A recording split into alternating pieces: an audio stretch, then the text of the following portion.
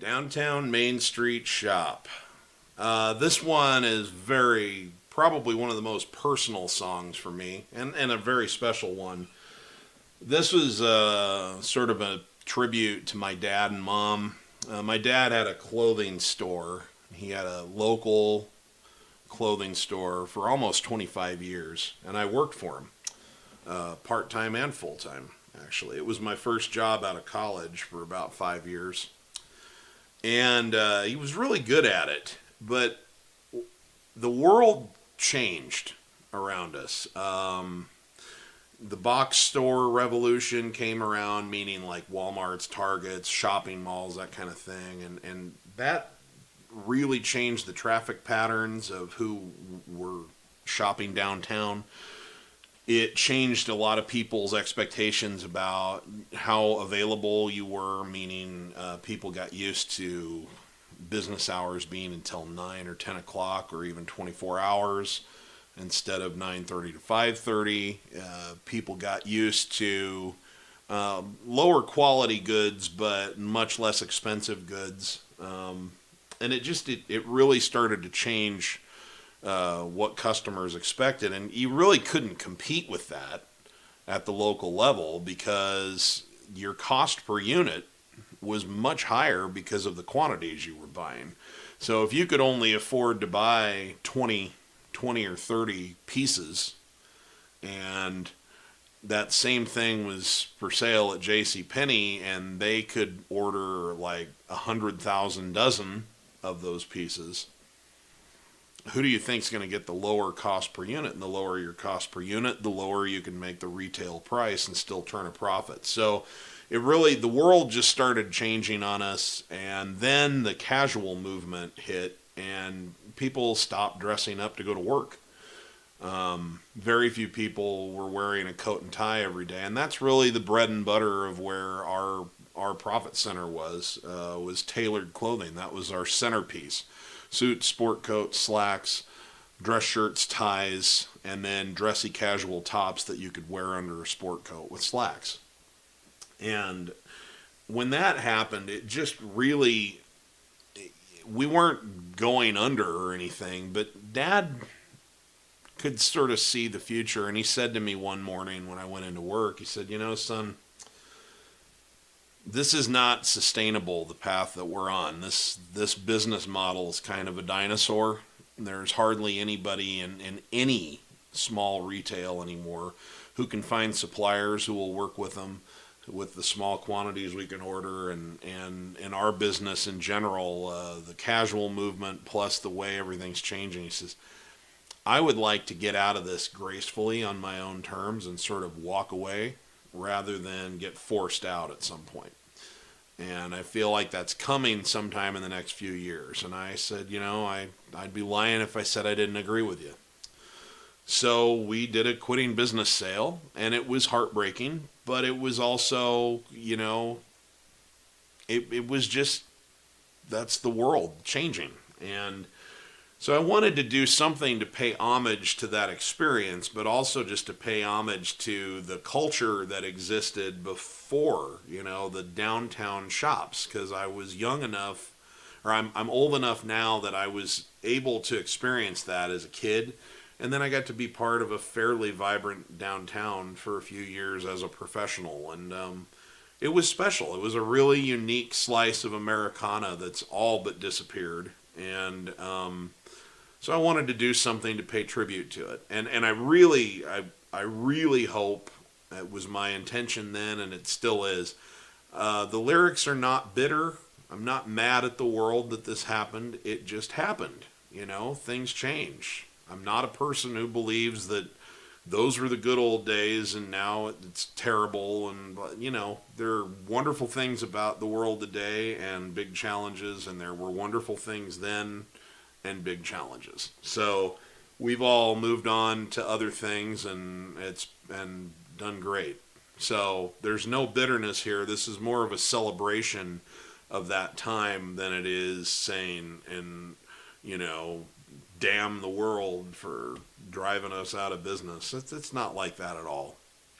And I don't think he feels that way either. So that's kind of what I was doing with the song. A couple of interesting notes musically and lyrically. I just for the sake of the way it came out of my mouth and just the way the song shaped up, I ended up making this about a guy named Joe, which is not my dad's name, who owned a hardware store, and we had a clothing store. But it just, it's one of those things where I'm sitting down. His name was Joe. He owned a hardware store, and it just rolled out of my mouth really nicely. I was like, well, let's roll with it.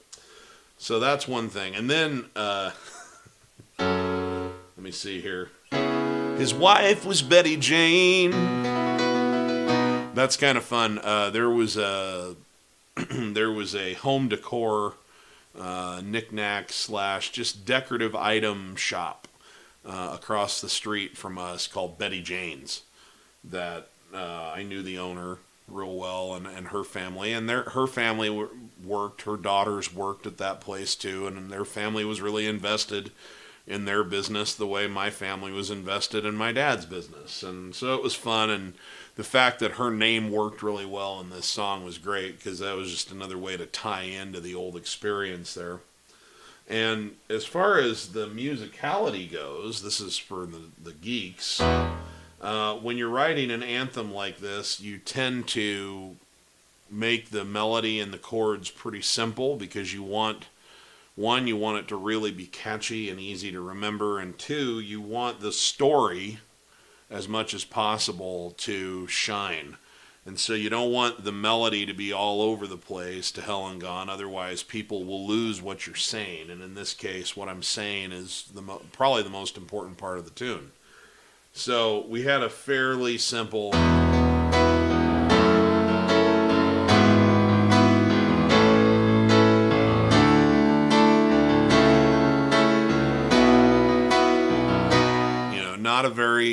not a very crazy whatever, time marches on and that little store is gone. So that's what I was trying to do, but in order to make it a little more interesting, I took a page out of David Foster's production book, as I so often do. He had a wonderful production on Chicago 18 back in 1986 called Will You Still Love Me? And what they did, the song goes, take me as I am, put your hand in mine, stay with me forever. Okay, so what I liked about it was they could have done just something boring. They could have just said, what you do?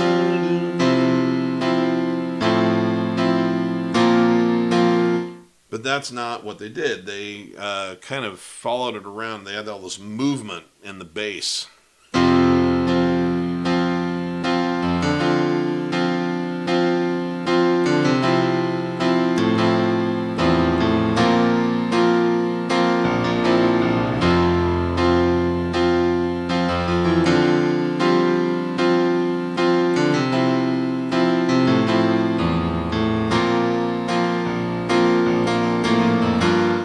So I tried to do that in the second verse. I took the right hand of the piano and we're doing kind of a nice double time movement.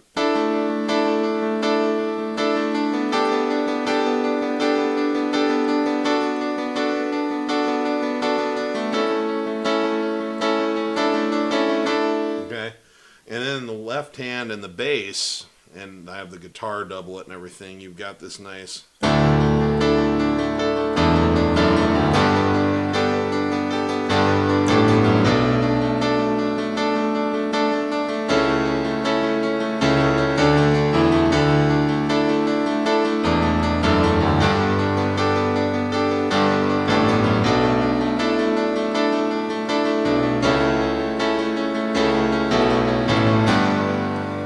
Hopefully, I wanted it to add a little bit of intensity and enthusiasm, but I didn't want to get too... I didn't want to lose that, big chain moved in, others came behind, just traffic went away,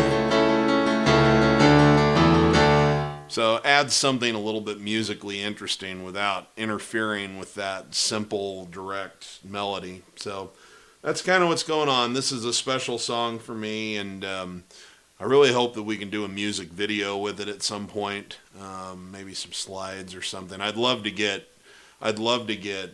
photographs or video clips of people's small, Main Street shops from throughout the years and cut something together over the top of this. Because I can tell you what, anyone who comes from a family who had one of these, this is not a unique story. This is how most of us got out of it, and I guarantee you it was always a big part of their family identity. So anyway, hope you enjoy it.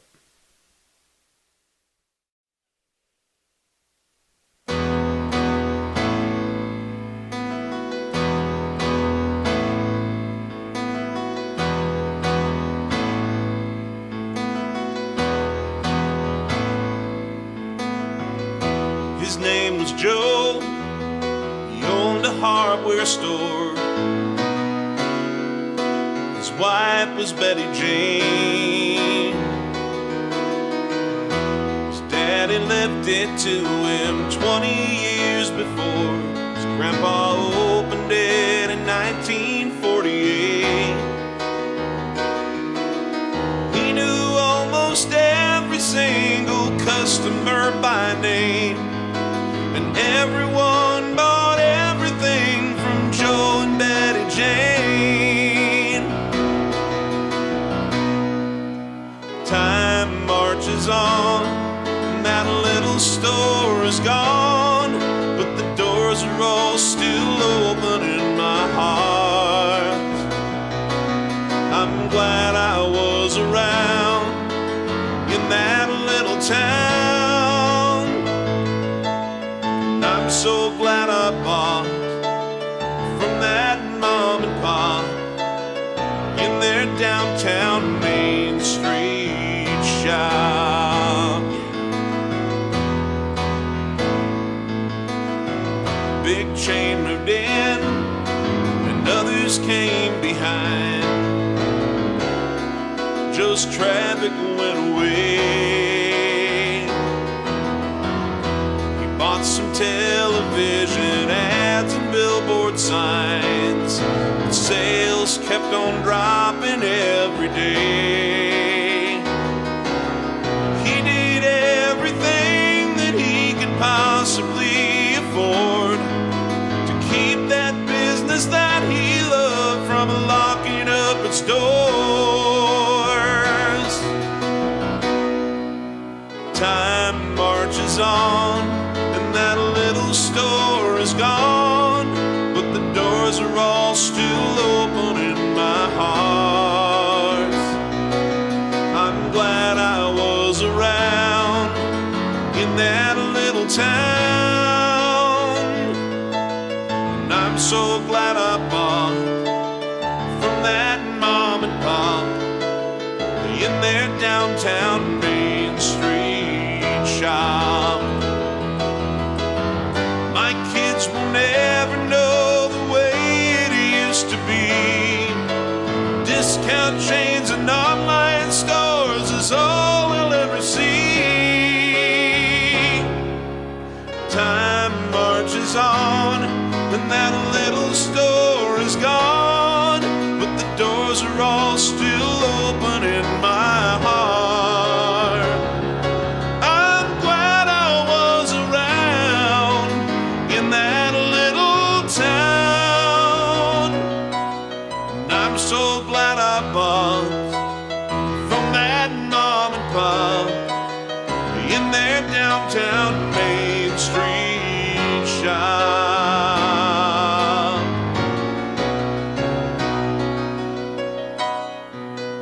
In their downtown Main Street shop.